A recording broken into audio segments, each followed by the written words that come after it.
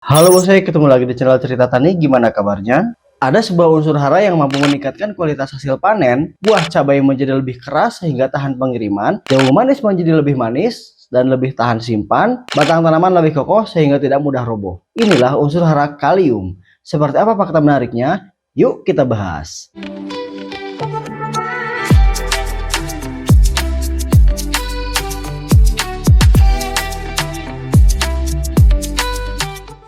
Ada 9 fakta menarik tentang unsur hara kalium. Yang pertama, kalium bukan pembentuk daun, tapi pengatur sistem tanaman. Kalium membantu menutup bukanya stomata pada tanaman, sehingga dia bisa mengatur tanaman dari cakaman kekeringan. Kemudian, tanaman membutuhkan kalium dalam jumlah sangat besar. Pada banyak tanaman, kebutuhan kalium bisa setara lebih tinggi dibandingkan dengan nitrogen. Kemudian, kalium membantu buah lebih manis. Unsur ini berperan dalam pembentukan dan distribusi gula dari fotosintesis ke buah. Kemudian, kekurangan kalium sering terlihat tepi di daun. Nah, jadi biasanya dia kalau kekurangan kalium ini gejalanya itu bagian daun tepinya ini dia akan gosong ya, seperti terbakar tapi di bagian tepi-tepinya. Fakta berikutnya, kalium memperkuat batang tanaman. Tanaman yang cukup kalium biasanya lebih kokoh dan tidak mudah roboh.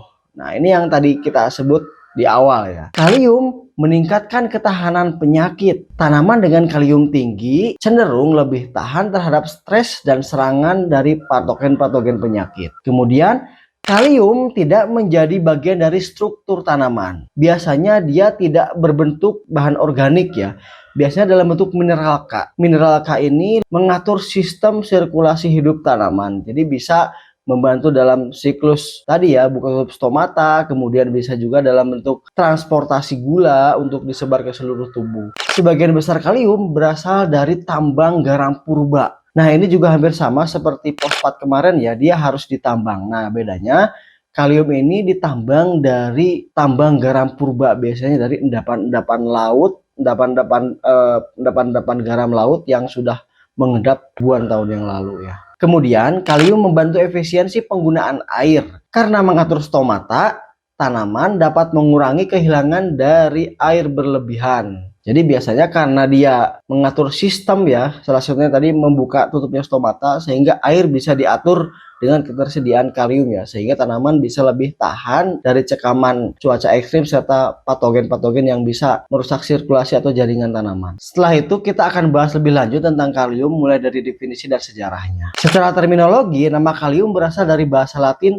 kalium. Dari bahasa Arabnya itu adalah alkoyah atau abu tanaman artinya. Serta istilah bahasa Inggrisnya adalah potasium yang berakar dari kata potas atau abu hasil pembakaran kayu yang kaya akan garam kalium. Nah, jadi pada zaman dahulu ini penemunya dia menamai potasium ya. Karena dia biasanya kalium ini selain dari tambang mineral itu juga bisa dihasilkan dari pembakaran kayu. Jadi dari abunya ini mengandung kalium yang cukup tinggi. Sebelum ditemukan sebagai unsur murni, kalium sudah lama digunakan manusia dalam bentuk abu kayu yang disebut potas. Abu ini dipakai untuk pupuk tanaman, pembuatan sabun dan kaca. Penemunya adalah Sir Humphrey Davy. Jadi pada tahun 1807, Humphrey Davy menggunakan metode elektrolisis pada senyawa kalium hidroksida. Ia mengalirkan listrik ke lelehan KOH hingga muncul logam berwarna perak yang sangat reaktif. Itulah pertama kali unsur kalium berhasil dipisahkan sebagai unsur murni. Kemudian pada tahun 1809, kimiawan Jerman Martin Heinrich Klaproth menyarankan penamaan kali dari tanaman Solicornia yang kemudian diserap dan ditata dalam nama kimia Latin menjadi kalium, sehingga simbol kimianya menjadi K+. Kemudian pada tahun 1840, perumusan teori nutrisi tanaman, ilmuwan Jerman Justus von Liebig mempublikasikan karya revolusioner yang membuktikan bahwa tanaman membutuhkan nutrisi mineral spesifik dari tanah untuk tumbuh. Karya ini meletakkan dasar ilmiah bagi penggunaan garam kalium murni sebagai pupuk tanaman. Adapun proses penambangan kalium, kalium untuk pupuk umumnya ditambang dari mineral potas yang berasal dari endapan laut purba jutaan tahun lalu. Nah, untuk prosesnya yang pertama dilakukan eksplorasi tambang. Nah, ahli geologi biasanya mencari cadangan mineral kalium di bawah tanah menggunakan pengeboran dan survei geologi. Kemudian penambangan bawah tanah. Mineral potas ini diambil menggunakan mesin tambang dari lapisan bawah tanah yang dalam. Kemudian pelarutan dengan air. Pada beberapa tambang, air panas dipompa ke bawah tanah untuk melarutkan garam kalium. Larutannya dipompa kembali ke permukaan. Kemudian pemisahan dan pengolahan. Mineral dipisahkan dari garam lain menggunakan proses flotasi atau kristalisasi dan pemurnian. Nah, kemudian setelah itu menjadi pupuk. Nah, hasil akhir pupuknya ini ada 3 jenis ya. Pertama menjadi kalium klorida atau kita sebut KCl, kemudian kalium sulfat K2SO4, dan kemudian kalium nitrat KNO3. Nah, biasanya 3 bentuk pupuk ini banyak sekali dipakai oleh petani dan beredar di pasaran. Unsur hara kalium ketersediaan dalam tanah ini sebetulnya melimpah, hanya tidak tersedia untuk diserap oleh tanaman. Nah, sehingga petani biasanya harus memberikan pemupukan kalium secara terus-menerus, karena kalium ini adalah unsur makro yang perannya sangat penting bagi tanaman, dan bahkan unsur ini tidak dapat digantikan oleh unsur-unsur lain ya peranannya. Nah, kalium ini dalam tanah bergerak sangat lambat atau tidak mobile seperti nitrogen ya. Jadi ketersediaannya atau pemupukannya ini harus dilakukan dengan cara-cara tertentu. Biasanya bisa dengan cara lebih dekat dengan perakaran begitu ya. Sehingga diberikan interval yang cukup intervalnya cukup sehingga dosisnya tepat. Jika kekurangan kalium, tadi di awal kita bahas, biasanya tanaman akan mengalami gejala daun menguning di tepi-tepi daunnya ya, atau seperti gosong. Nah, tetapi jika kelebihan kalium, biasanya dalam tanah, tanaman akan sulit menyerap unsur lain seperti magnesium ya. Magnesium akan sulit terserap, walaupun misalkan dalam tanah itu magnesiumnya melimpah, tetapi sebetulnya karena tertutupi oleh ion kalium ini, sehingga magnesium tidak bisa diserap oleh tanaman. Peran kalium dalam fisiologi tanaman ini sangat luas ya. Jadi salah satu fungsi utamanya adalah sebagai aktivator dari berbagai enzim. Paling tidak ada 60 enzim yang mengendalikan proses vital seperti sintesis protein dan fotosintesis. Selain itu, kalium adalah faktor utama dalam osmoregulasi.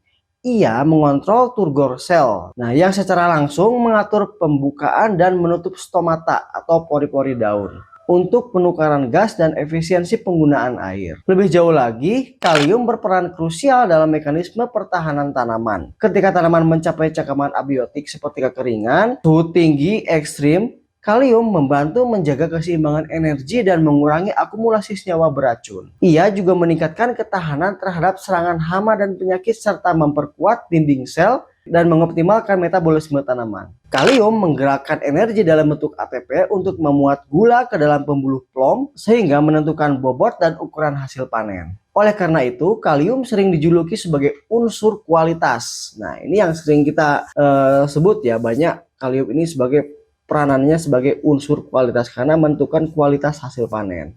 Karena kemampuannya meningkatkan parameter kualitas panen seperti rasa manis, warna, hingga kandungan vitamin, kalium sangat penting untuk memperkuat jaringan mekanisme pada batang. Nah, ini yang menyebabkan batang menjadi tidak mudah roboh dan kokoh ya. Jadi kalaupun kena angin, itu tanaman akan tetap utuh dan segar tanpa ada roboh atau lodging ya. Kalium di dalam tanaman ini sifatnya mobile ya.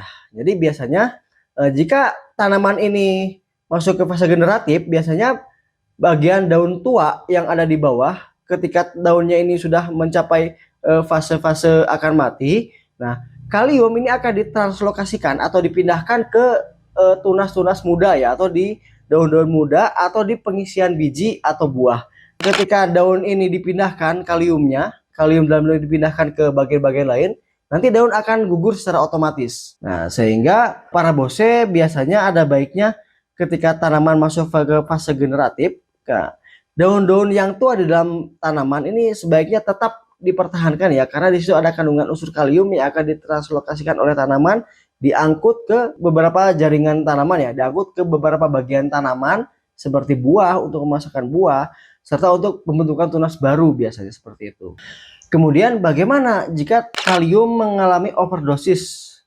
Overdosis atau kelebihan kalium dalam tanah. Nah, meskipun ini jarang terjadi ya, jadi keracunan kalium secara langsung ini bisa menyebabkan sulitnya tanaman menyerap unsur hara lain seperti magnesium dan kalsium. Jadi walaupun magnesium dan kalsium ini banyak di dalam tanah, tetapi dia tidak bisa diserap karena ionnya ini terhambat atau terhalang oleh unsur kalium itu. Jadi kuncinya adalah keseimbangan dosis dalam aplikasi pemupukan.